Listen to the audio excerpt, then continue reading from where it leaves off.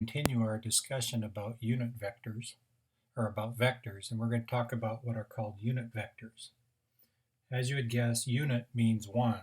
So a unit vector is just a vector that has a length or magnitude of 1. We'll look in the book here at the definition. It says that a vector u with length magnitude of u equal to 1 is a unit vector. Remember, that's the square root of the x-coordinate and the y-coordinate. That's what this represents. If v is not the zero vector, 0, 0, then the unit vector is defined to be the vector itself divided by its magnitude, or 1 over the magnitude times the vector. It's a unit vector in the direction of v. What unit vectors do is they provide a way to represent the direction of any non-zero vector. Any vector in the direction of v, or the opposite direction, is a scalar multiple of this unit vector u. And so for an example, we'll look at this problem right here. It says find a unit vector in the direction v equals negative 3, 2, and verify that it has length 1. So negative 3, 2. So they gave us that v was equal to negative 3, 2. And we want to find a unit vector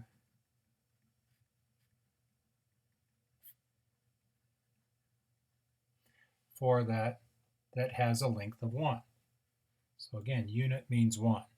And so again, a unit vector is the vector itself divided by its magnitude.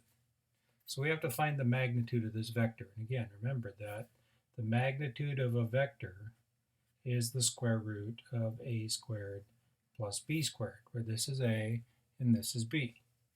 So the magnitude of v in this case is the square root of negative 3 squared plus 2 squared, or the magnitude of v is equal to the square root of 9 plus 4, the square root of 13. So what I do is I take this vector, so the unit vector then is going to equal each one of these numbers over this. So it just becomes the vector negative 3 over square root of 13, 2 over square root of 13. And that's a vector that has a length of 1. Now to prove that, what you could do is you could use the Pythagorean theorem and see what happens. What is the magnitude of this? What's the length of this vector? Well, it's the square root of this squared plus this squared.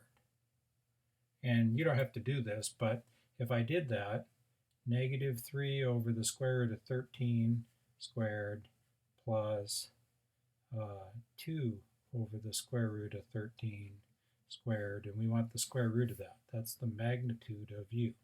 And we're hoping this equals 1. So if I did that, negative 3 squared is 9 over 13, square root of 13 squared is 13. 2 squared is 4 over square root of 13. So that's the square root of 13 over 13, which is 1. So we just proved that it is a magnitude 1. So if you just had a unit, say we had another example. Let's say we have a vector that has v is equal to the vector, I don't know, 4, negative 7. And we want to find a unit vector for that. So what you do is you find the magnitude of v, square root of 4 squared plus negative 7 squared, square root of 65. So then what I do is divide each one of these by that. So it would be 4 over root 65, negative 7 over root 65. And there's a unit vector. That's a vector that has a length of 1 that's in the same direction as this is.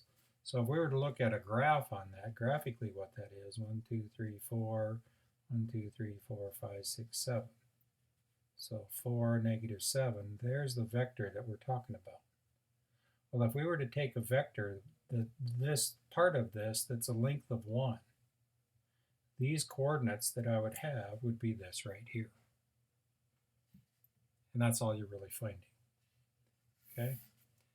Now, another notation that gets used quite often is they use two unit vectors, I, which is 1, 0, and j, which is 0, 1. So I is just the vector of length 1 that comes up here like this. That's length of 1 right there. And j is a vector that comes out here, a length of 1. We can make any vector then be a combination of those two things. Take, for instance, this vector right here. Let's say that vector v was the vector for -7. We can write that in using ij as this is just 4 of these units right here. I multiplied this by 4. It would become the vector 4, 0, which this is what this represents. So I could write this as 4i and then minus 7j, because this is the horizontal component, that's the I. This is the vertical component, that's the j. And so you can write vectors either way. Depending on the notation used, that's what you would do. So if we wanted to take and write this one back up in I using the standard unit vectors I and j, I would write this as 4 over root 65 I minus 7 over root 65 j. It's just rather than using component form, it's using ij form. And they're really the same thing. So if I wanted to say had a vector, we'll do one more example. Let's write it in both forms. Let's say that vector v was equal to -3, -4. Let's make it -5 just to make it a little different. Okay? So we'd want to find a unit vector. So it's going to be the magnitude of v is the square root of that squared, -3 squared, which is 9, plus 5 squared, which is 25. So that's the square root of 34. Unit vector then is I just put each one of those over that. So it'd be -3 over root 34, -5 over root 34. That would be in component form.